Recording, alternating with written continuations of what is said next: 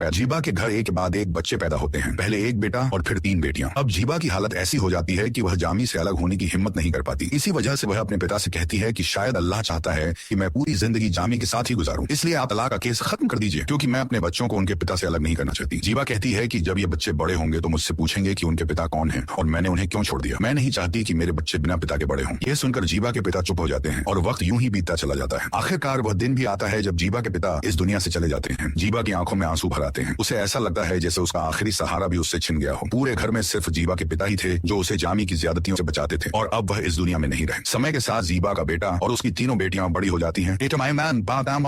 लेकिन जामी का बर्ताव जरा भी नहीं बदलता। वह न कमाता है और न ही कहीं काम करता है। जीबा ने अपनी पूरी जिंदगी पहले अपने पिता के सहारे और अब अपने भाई के सहारे गुजारी है। एक दिन जीबा का बेटा से भागते हुए जामी के पास आता है और कहता है कि अब्बू, बिजली काटने वाले लोग आए हैं, आपने बिजली का बिल क्यों नहीं भरा। यह सुनकर जामी गुमसुम होकर फ्रिज खोलता है और दूध ढूंढने लगा है। जब उसे दूध भी नहीं मिलता तो वह गुस्से में चिल्लाता है कि यह दूध वाला दूध क्यों नहीं देकर गया, जरूर तुम्हारी माँ ने उसे पैसे नहीं दिए होंगे। यह सुनकर जीबा का बेटा हैरान और परेशान हो जाता है और अपने पिता को देखता रह जाता है। फिर वह दौड़कर अपनी माँ के पास जाता है और कहता है कि अम्मी, बिजली काटने वाले आए हैं, वे हमारी बिजली काट देंगे और देंगे, अब हम क्या करेंगे। थकी हुई आवाज में जीबा कहती है कि बेटा घबराओ मत, मैं अभी जाकर उनसे बात करती हूँ। जीबा बिजली वालों के पास जाती है, उन्हें कुछ पैसे देती है और बाकी पैसे देने का वादा करके वापस आ जाती है। इस तरह बिजली तो नहीं कटती, लेकिन परेशानियां वहीं की वहीं रहती हैं। जामी अब भी अपनी अकड़ नहीं छोड़ता। वह जीबा को समझाने की कोशिश करता है कि हम तो बड़े और अमीर लोग हैं, तुम्हारे भाई ने हमारी कोई मदद नहीं की। अगर तुम्हारे भाई ने यह बिल भर दिया होता तो क्या बिगड़ जाता। तनाव भरे लहजे में जामी यह सब कहता है। यह सुनकर जीबा गुस्से में जवाब देती है कि मेरे भाई ने पूरा बिल नहीं भरा, तुमने भी तो सिर्फ 20,000 रुपए ही डाले थे। यह सुनते ही जामी आपे से बाहर हो जाता है। वह जीबा पर चिल्लाता है और कहता है कि आज के बाद